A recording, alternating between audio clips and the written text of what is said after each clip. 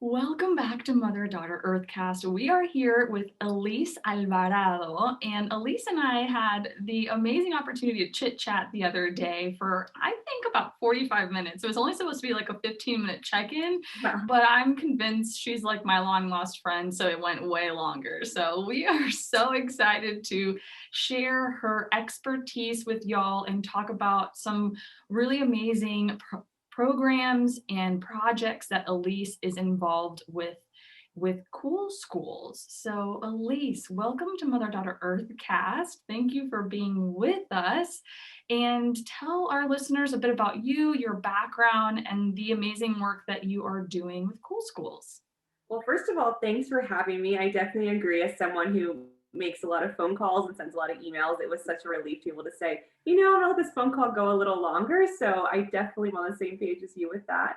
Well, a little bit about my background. I have definitely hopped around a lot and am constantly surprised about what I get to do every day. I didn't know what I do as a job. But I graduated with a degree in international relations. I've always loved to travel and always loved to kind of learn new things from other people and other places. And after graduation, I worked with a local nonprofit here in Dallas called Cafe Momentum. So if any of your listeners Oh from yeah. yeah, It's it's a a place that wonderful organization. yes, I loved growing with that team and loved being in that environment. But very quickly, I was like, okay, I'm ready to get out and travel again and improve my Spanish. And so that took me to Spain for about 2.5 years, and I taught English.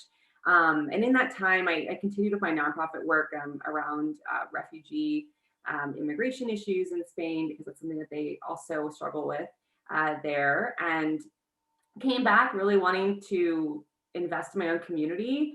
A lot of changes happened in 2016, and I kind of felt disconnected from my country and wanted to come back and improve things in the way I could. And so worked as a policy fellow for a few months, and then worked at a nonprofit called Kaboom, which, as a Parks and Recreation fan, if any of you have seen that show, it is a real nonprofit. They have a whole episode about it. But that's really where I learned about how cities and urban issues, there's nothing to mistake in an urban environment.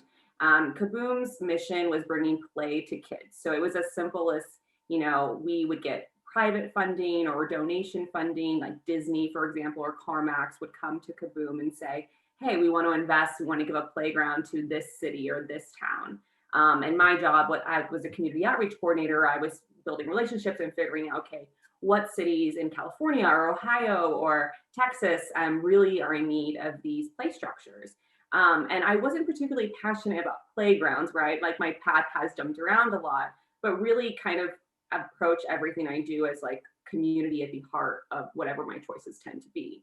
Mhm. And so the playground was the obvious choice, but why I was really drawn to it was the understanding that public space and access to a community gathering area is so important to building strong, resilient communities. And through that job, especially I would say, I think a lot of us kind of like, there's been a lot of social upheaval in the past few years, but I think a lot of us have been awakened or reminded that inequity exists in so many different ways.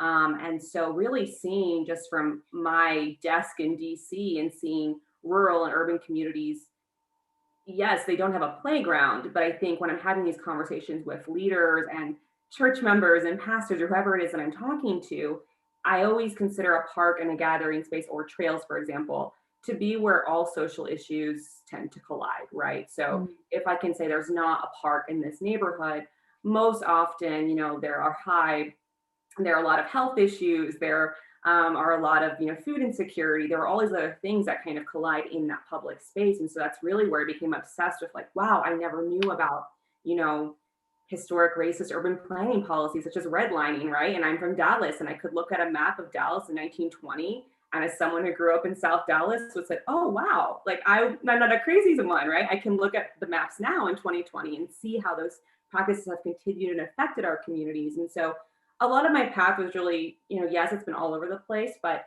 with that job at Kaboom, I think on face value, everyone loves a playground, right? But when you get into it, there are so many layered issues. So at the end of 2019, being in DC, it's an exciting place to live. You feel like you're around all the movers and shakers, but I really became so, I think a little bit disconnected and exhausted from feeling so detached from communities themselves, right? Of being the receiver of all of these issues and information and wanting to say, you know what, I'm from a city that has a lot of issues and a lot of things to work on. And so why don't I try to go back home? And so I found this current role that I'm in. I'm a program manager for, it's Cool Schools is the name of the program, but here at TPL, the Chester Public Land, we call it Green Schoolyards. And so this job really takes all of those emotions and learning experiences I had and put it into one position. And so we're working on creating park equity and access to green spaces around the city of Dallas. And so making sure those communities that don't have access to those parks or green spaces, we're working with them directly to make sure they have those spaces. So yeah, a little bit of my background, very all over the place, but it's always a fun time. It is not all over the place. And from someone who, I think this is one of the things we bonded on. My path has been very non-linear. In yours, I see a very common thread throughout. So not all over the place. Very interesting is what I would say. And I can't believe the layers of complexity in parks. I've just never thought of them as so multi-layered.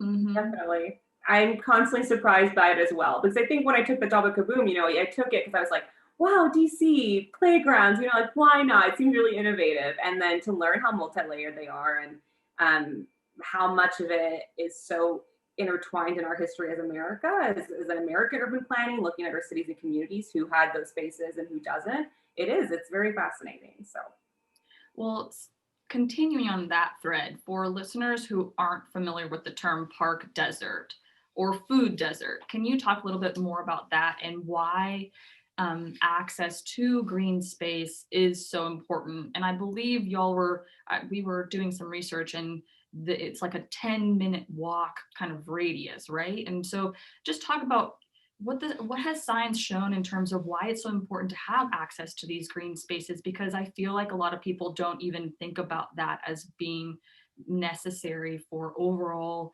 well-being, especially when it comes to a community, but also on the individual level. Yeah, definitely. I think to kind of start that answer a little backwards. So I think the fact that a lot of us don't think of it as a issue or necessity to begin with is a marker of privilege in a lot of ways. As someone who grew up in South Dallas, but also moved to the suburbs, like, yeah, I had a park, I could walk down the street with my mom and we went to the park, or we went to the state park, and it was something that you don't think about. And a lot of us don't, because we have them, right? Yeah. And so I would say that in itself is what makes the issue so multi-layered as well, such as, like you said.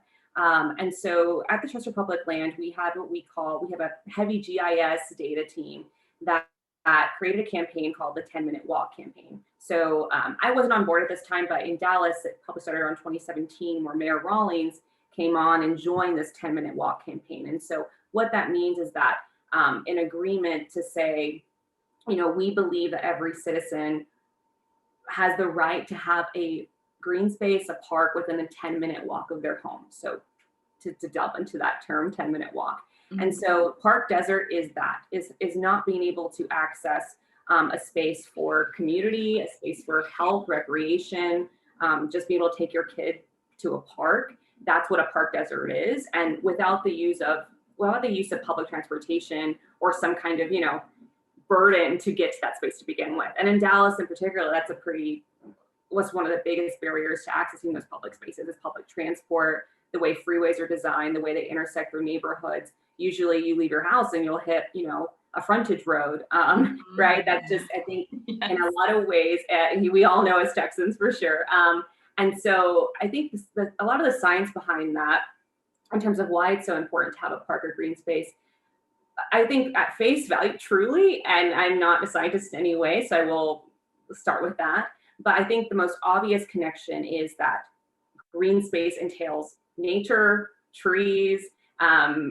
We consider an environmental issue at the core of saying, okay, most low-income, disadvantaged neighborhoods have higher urban temperatures than maybe a wealthier part of the city, which always blew my mind, because you wouldn't think, okay, we're in the same city, but if I go from zip code 75211 to a northern zip code, for example, I don't know zip code of Highland Park, let's say, but those zip codes have different temperatures. And so you're looking at even just a health concern. Okay, how do we look at climate resilience going forward? And so the lack of green space contributes to that.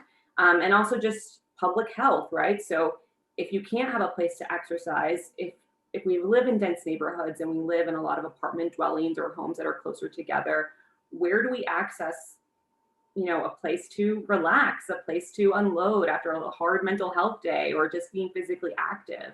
I think those things seem so obvious at first when you look at the issue, but for a lot of us, I think we've always grown up around that. And so the communities I work in, I think what I always find surprising is that just the simple thing of like, oh, we can have a garden. Like, I don't have space in my house to have a garden. You know what I mean? And so those are the things that I think are a lot of important drivers. So overall, environmental resilience, public health access. And one thing that I'm not sure if the science necessarily contributes to this point, but for me, a lot of what drives the work is the concept of community and community organizing power as a concept. So yes, it is just a park. Like and I always say, like, I'm not a cardiologist, right? This is not top of the list, especially during COVID. We're not the saviors, right? But I do know that, and I've seen it where someone realizes that, okay, yeah, I don't have a park. And I've had people tell me this, oh, well, I have to drive to Clyde Moore in downtown to get to a park. And it takes me 30 minutes to get to be with my kids to be outside. And then they realize that in itself, by you saying that you don't have access, that you want to be heard, that, hey, I want this picnic table, I want this kind of playground. And they have a voice that I don't think people realize they have, especially on a local level, right? So even as someone, and all of us, fans of democracy, I think in itself, I geek out because while it is a park at face value, it also becomes a really great organizing tool to tell people have a voice in the city. So yes. So remind me if I didn't answer part of that question. No, you did. And I also loved one specifically, a small snippet of what you said is, during COVID, where it's just a park or not, but it's a park. I mean, like, especially during COVID. Oh, yeah. Right. And this is what I think is so awesome because you and I are coming at this possibly from slightly different perspectives. You are driven and passionate about community and community resilience and building those strong ties and human ties, and we come at it a lot from building the nature ties and from environmentalism and environmental resilience. But I think it's awesome when you see a project or you see an approach or perspective. To me, it just shows that it's the right thing to do when it encompasses all of those things, right? It encompasses community, it encompasses equality and environmentalism and resilience when it comes to all of those things. And I love when projects, as you were saying, at face value, it may seem like just a park, but when you really think about it, it's the right thing to do when it's ticking all of those boxes, right? Right. And COVID, I think there's no better time than now to highlight these things, because I am very grateful and very privileged to live close to Keast Park. It's one of the most amazing parks in Southwest Dallas area. And we go almost every day. And we live like a 2-minute walk from the park, and we take our dog. And I don't know what we would have done during COVID without that. Yeah. And so, yeah, that was my little spiel. I just think, yes, especially now, like what y'all are doing is so, so important. And Mariana and I were talking before the interview that I said, well, I don't have a park near my house. And then Mariana said, but Mother, you have the hike and bike trail. And they just opened up a new hike and bike trail just a few minutes from my house within the past year. It has so significantly improved my quality of life here. And it has become, I've met neighbors there, and it adds so much more to this neighborhood that we were lacking. I live in a house that my parents bought in 1975. So I have I have my thumb on the heartbeat of this neighborhood, and that does she want, Elysse? Let me tell you. But it's amazing. I love it. I need your connection. It's amazing what that hike and bike trail has done for our area. It is really amazing. And I think we all have stories very similar to that. It's just so wonderful to have a place that you don't need money to enjoy. That's always my big thing too. Yes. You know, I think we have all gotten, I know COVID's put a pause on all this, but I always think it's like, well, what's the big thing to do this weekend? You know, how can we get this ticket or this brunch or whatever it is? And so I think COVID has really reminded us, you know, the simple things.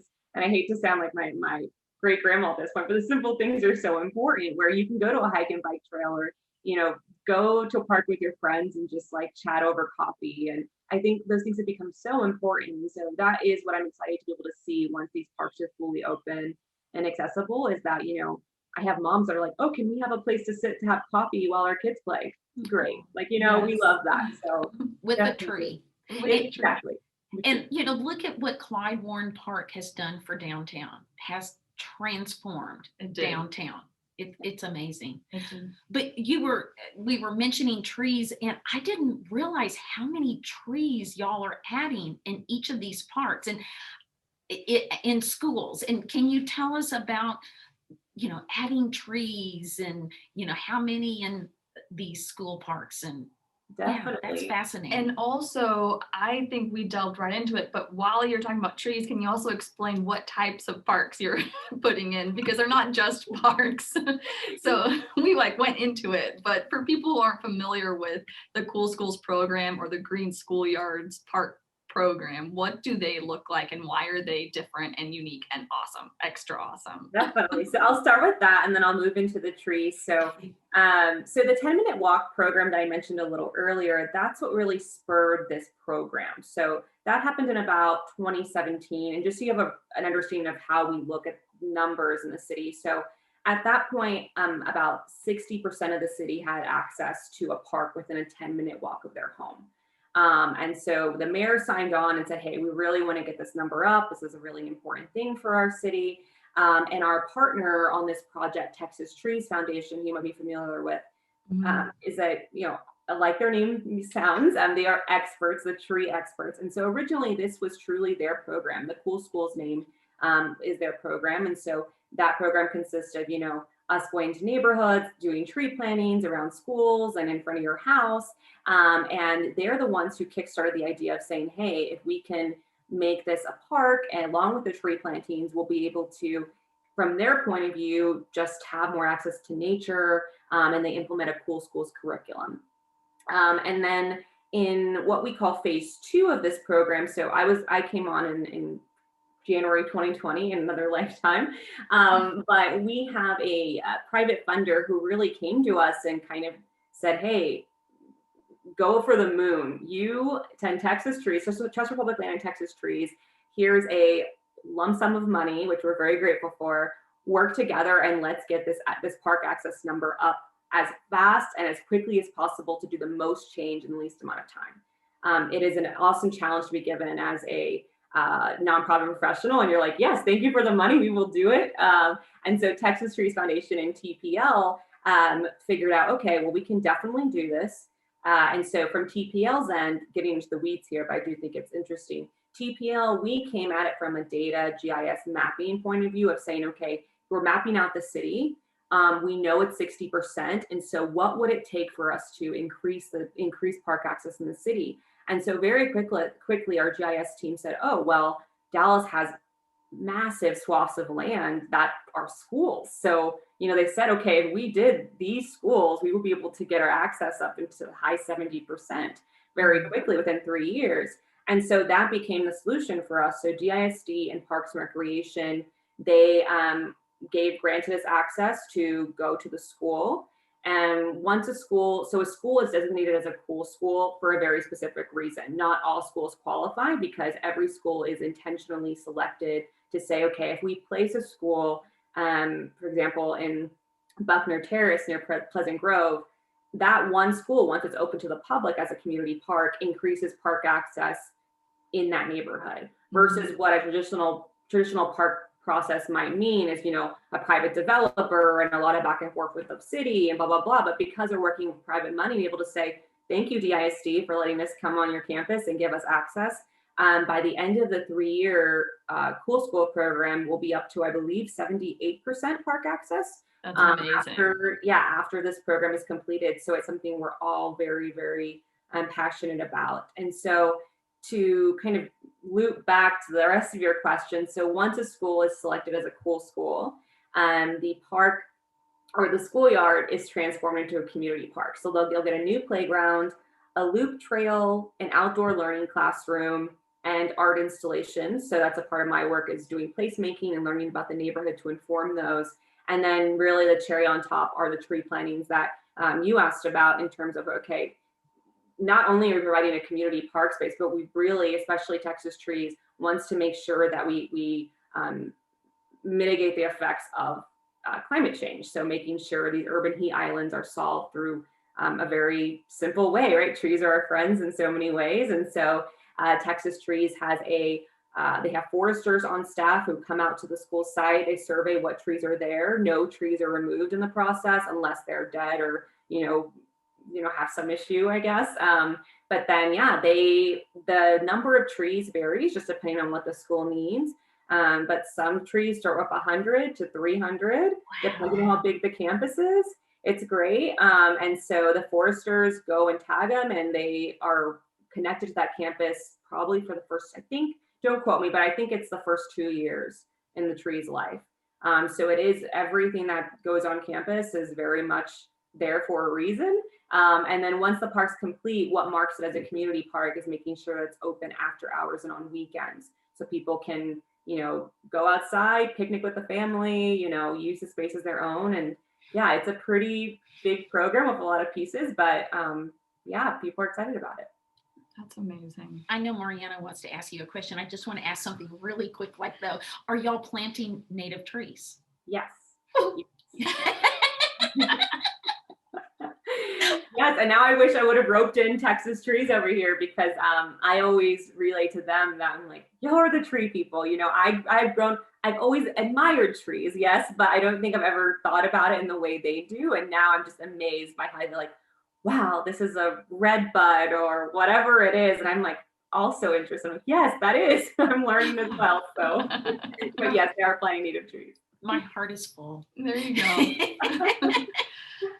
Before, I do want to talk a little bit more about like the educational aspect of your parks and your green spaces. But before that, it's just a random question. What are the logistics of making these spaces a school park or like a schoolyard during the day, and then opening it to the public after hours and in the weekends? Like, do you have like gates and lock? Like, what are the logistics of that? And how did that communal space work? Because I want more people to hear this concept. And this is, I think, an amazing example of thinking outside the box and using the resources you already have in a city, especially. And yes, of course, that grant and that sum of money is amazing in letting you do this, but you didn't have to create these spaces out of nothing.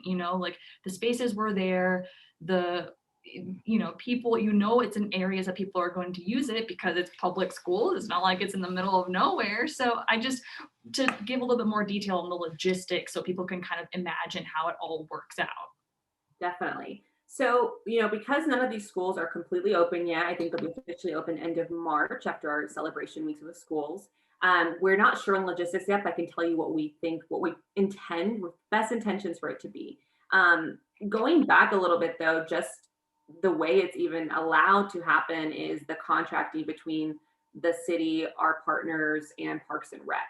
So yes, the park's on DISD land, but the city, and I think this is probably the biggest marker of success, is the city is saying, okay, once these parks are open, we're taking over maintenance. And that's a really big deal, because not all schools even have the budget to probably maintain the campus they have now. And so the city is able to kind of leverage that partnership and help take care of them as well. And so that's a big part of it. And so logistics in terms of, we tell the schools from the very beginning, this is your schoolyard, you maintain the power. So we never want schools to feel that someone's dropping a park, doing all this stuff, and you have no say in it. That does not happen in this program, from every point of the design to where the loop trail is, right? All those things. And so the same goes to maintenance of the portals. So I guess if you imagine any elementary school you went to or your kids go to or whatever, there's fencing around a school there. And so we maintain the fencing. But we designate it in a very specific way to the community access point, and it's a portal. It's a community portal. So the fencing is all still there, and there's one main entrance for the community to use. And so the school maintains the power to close it if they need to open it when they need to.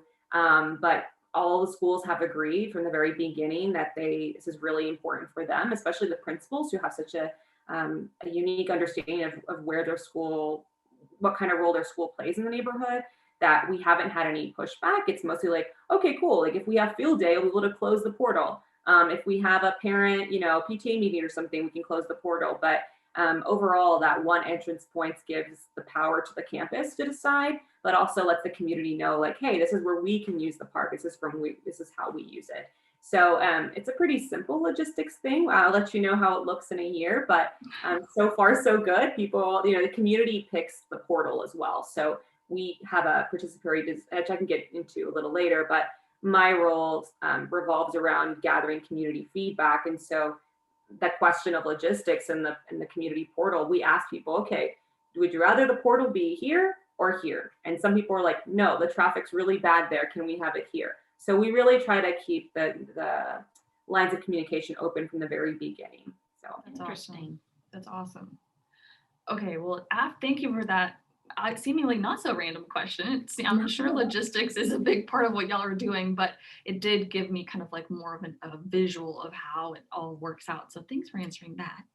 Now, going kind of pivoting a bit to the school aspect, I would love to hear how y'all are creating spaces as an education tool as well. And you mentioned an outdoor classroom and curriculum. So how is that part of what you're creating, and are you working with the teachers to create that? And I know the parks aren't open quite yet, but what is the initial reaction already from either the schools or the teachers? Is this something that they're excited about? I'm hopeful. Hopefully the answer is yes, but yeah, tell us a little bit more about green spaces and education. Yes. I'm so sorry. As you talk about this, a teacher emailed me. Perfect. On cue. On cue. Yes. So let me remember your question really quick. Yes. So with the schools, we work directly with the schools at every point. Again, from the very beginning, we're meeting with principals. There's an on-campus green team. That's who we call them, consisting of staff, teachers, anyone who wants to get involved with campus. And they're really the core group of people who are having a say in playground design, outdoor classroom design.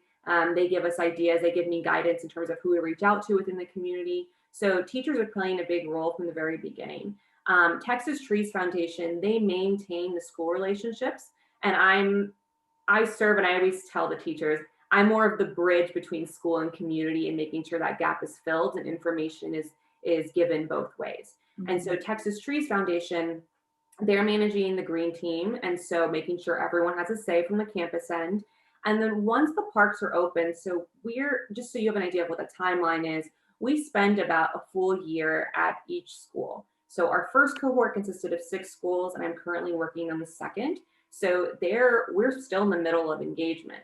So our first group of schools, Texas Trees will be with them for a full other year to implement the Cool Schools curriculum. And so education really is the heartbeat of this program at its core, and community, I will say. But because the teachers play such an active role around designing the outdoor classroom, around what curriculum they'll be using, the PE teacher tells us, hey, we really need kids to practice their balance. Can we have some balancing elements in the playground? They play a role. And so they're all really excited about it, because I don't want to put words into any of our teachers' mouths, but as someone who worked adjacent to education in a classroom, I think it's very rare that external partners or other people come in and ask, what do you need? Mm-hmm. I think it's more of a directive question of like, oh, we need XYZ, can you do this? Versus the opposite question, right? Of like, what do you need to make your classroom stronger? What do you need to make your life as an educator easier? And especially during COVID, I would say the outdoor classroom element has been something surprisingly innovative, which is funny because it was just truly like a fun element for schools. And now teachers are seeing it as true necessities of like, yes, wow, we can take kids outside and do reading club, or we can actually do science class, because one of our schools chose like a science lab table to go outside. And so they're going to be using that with their classes. And so, yes, I believe I answered all those points. You did. The teachers do play an active role. And I will say that's becoming one of my favorite elements, because I don't work directly on the design, but to hear how teachers are going to be using it is a really fun thing to see develop for sure. Have y'all had the program going on long enough to see any changes in the students' behavior since they are able to go outside and move around and not just sit at a desk and look at a computer and whatnot? Yes, definitely. So I have like a few funny stories, because I'm not in a class. A lot of us, unfortunately, I imagine you as well, we're people who chose our jobs to be out in the world and like outside and doing things. And so a lot of us, including teachers and students, have been relegated to Zoom and a classroom. And so I think, while our program, we're at actually exactly a year, our baby's turned a year old. And so while I can't say I've seen a change in students as hopefully as much as we get to see a year later, I will say, just at a simple level, to what you said, kids are so excited to get out of the building and to run towards that new playground, because we have, like, one of our campuses, for example, didn't have enough play equipment for how much increase of students they had over the years. And so there's just more space for them to roam and play and run around. And I've mostly had teachers relay to me that recess has become more of a special time in their day than before.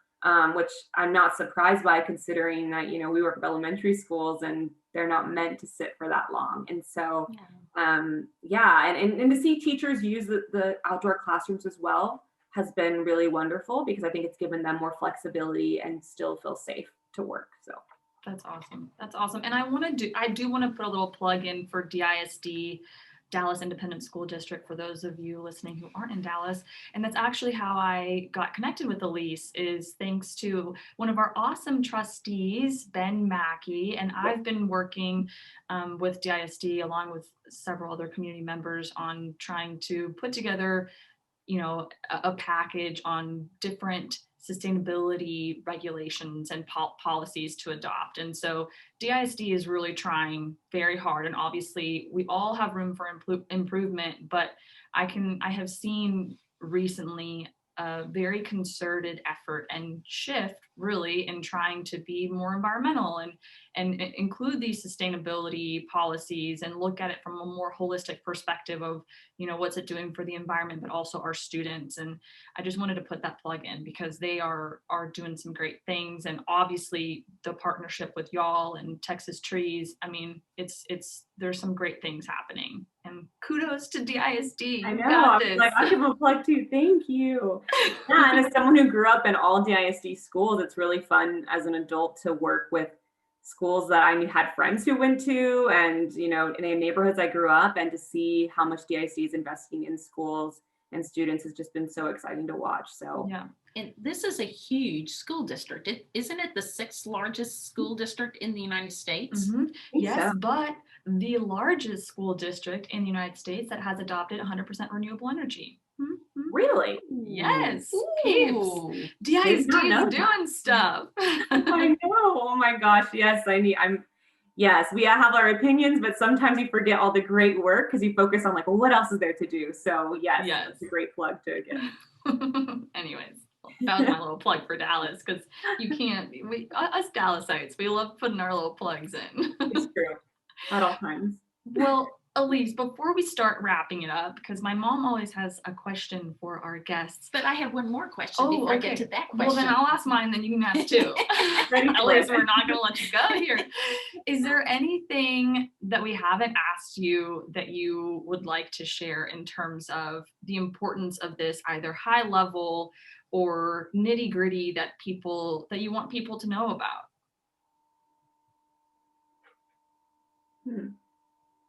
And if the answer is no, then I'm super happy that we asked you all the important questions. I have a few different thoughts, but I'm like, where to start? Well, I think the first thing is that if you want to get involved, or if you want to learn more or talk to me directly, I'm always available. I'm sure y'all can share out my information or my email or whatever. But I will say the biggest thing is that even if you don't live near a cool school park or a potential one, that these spaces are so important to the like health and future of our communities and our collective health as a city.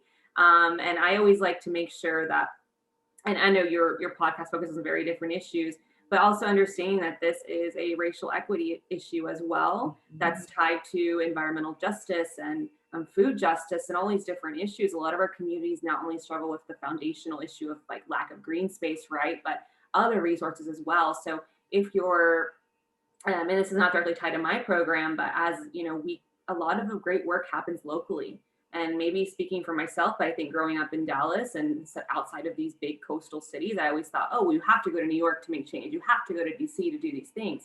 But there's so many wonderful things happening in Dallas. And so whether it's coming to me and working with my Cool Schools program and all of our wonderful schools, or getting involved just around your corner and doing what you can, I want to make a plug for that, as there are a lot of wonderful people doing great work in the city. And so just happy to be talking with you, and yeah, just continue the learning process, right? So I love it. I love it. And what are the long range goals for this program? What are y'all wanting to do, you know, in 5, 10, 20 years from now? That's such a great question. So our program is fully funded for 3 years.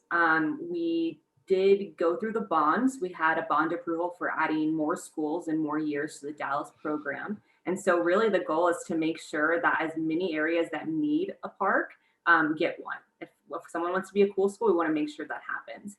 I think on a broader level, 5, 10 years is we have had interest from other Texas cities of, especially like city of Austin or El Paso or, you know, other metropolitan areas that would love to be part of this program. And so I think that's our dream of being able to have the funding and, you know, I think voting energy from city leaders of saying this is important for our city as well. And so, you know, my dream personally would be like, wow, yeah, I'm going to go to El Paso this week to do a cool school, and then Austin this week. I doubt that will happen, but I think long term, I would really love Texas to make this a priority for a lot of reasons: students, our public health, long-term environmental challenges. That's I think overall our goal and dream for this program. So I can totally see that. I can see you zipping around, doing all those cool schools, and having Dallas as the blueprint, which what Dallasite doesn't love that? Exactly. I'm going to get my Buc-ee's shirt ready and my I love that. If people don't know what Buc-ee's is, it is this mega what it's a gas station with this shopping and food. Oh my God. There's probably 50 stations for pumping gas. There's so many. They're only in Texas, but I do think you have to describe the unique joy that comes upon seeing the Buc-ee's sign. Yes, it's not just a gas station. Yes, it's wonderful. So please, my mom did not do it credit. It's like an amazing community place. Okay, let's tie it right back that around. Might be taken a little far, but well, actually, when my in-laws came to visit, they were here for a month and they wanted to go to Buc-ee's like 3 times because they just loved. They're from New Zealand. They're from New Zealand, and they just loved like seeing all the, you know, items that they had at the store. It's really a fun place. You can literally spend like an hour just perusing. And their beef jerky area is quite awesome too. I'm the fudge person, so forget all the other things. Did we digress? I love on a sustainability podcast, we were talking about how we love a gas station and their beef jerky. You called us out. I know. See how it gets us. We have to stand strong. Okay, we can't. We can't go there anymore. You wear that Buc-ee's shirt with pride, Elysse. We did get some wine glasses for our wedding present that had Buc-ee's on them. Y'all, it's a thing. It's a cultural thing. We're proud. Oh gosh, are we ready for the final answer? Do we need to talk about beef jerky and Buc-ee's? The final question will be slightly ironic coming after a Buc-ee's conversation, but I like it so much more. Oh gosh. So Elysse, what do you think is the most important thing each person can do to reverse global warming? To what? You broke up a little. To reduce? To reverse global warming. That is a unique question coming after Buc-ee's. Well, I will say back to what I kind of referred to in a different way, but I think local is the most important. And I will say one find as a personal consumer is that, and I'm sure maybe you've talked about this on podcasts before, is that yes, we can make individual changes. We can recycle, we can eat less meat, we can do these very tangible solutions, but a lot of it comes at a bigger level. Yes, all of us can recycle all lives, and it's very important. But I think we have to hold our local officials accountable. We have to be willing and brave enough, for me anyway, to phone call, to email, to pay attention to what's happening locally. We were talking about Dallas earlier, and we are very proud of Dallas and a lot of the stuff that's happening on the ground. But, they had an environmental policy that recently went through. I admit I didn't read it through as much as I should have. And so I would really task people to reverse. Yes, it's not maybe as fast as you want it to be to reverse global warming. But I think the first step is to say what's happening in your neighborhood, what's happening on your block, and like, how can you be the person at a town hall to say, hey, I'm not okay with this. Global warming is something that worries me and I want to make a change in. And so I think always going back to the community role of taking a stand for what you want to change. So not as tangible and as fast as I wish it was, but yes. But it is interesting, right? The line between personal action, but also pressure for larger corporations, for governmental policy. And as you said, we need both. It's not either or. And one thing that gives me hope too is I believe a lot of times, not always, and the added pressure is much needed, but a lot of times those small personal actions are what spark that larger change, right? Like governments sometimes, but definitely private corporations respond to consumer demand. So apply that pressure, as you said, in multiple different ways, but definitely locally, because we can all speak up locally. But those small changes, although not enough on their own, do also add to that larger puzzle. It's a piece in the puzzle. Of course, climate change is a very intricate puzzle. It is. It's almost like where to begin, which is what I admire about your podcast and what y'all do, is just talking about it and learning more and figuring out what the role that you can play is. And, this might begin as a tangent, but it reminded me that individual action of how it changes kind of a larger unit is the concept of, replacement meat products. Like, I know that sounds silly, but I'm always fascinated by trying to be vegetarian in high school and thinking I was going to die, to now being a whole industry that's completely revolutionized the food sector, right? And so that's an example of a lot of people starting small and it's becoming lucrative. And so finally people are paying attention and saying, okay, what else do we need to change, right? And so, and it's probably tangential, but I think that it is pretty fascinating. So crossing my fingers that more things happen like that. So awesome. Elysse, thank you so much for spending the time with us. And we will obviously link all of the links in the show notes. And so if people want to reach out to you, they will be able to. But thank you again. We have learned so much from you. And I've just, I'm inspired to go speak out and go help it. And if y'all need any little educational something from Daughter Earth in any of your parks, you give us a ring. We will be there. We'd love to help. Yes. Thank you.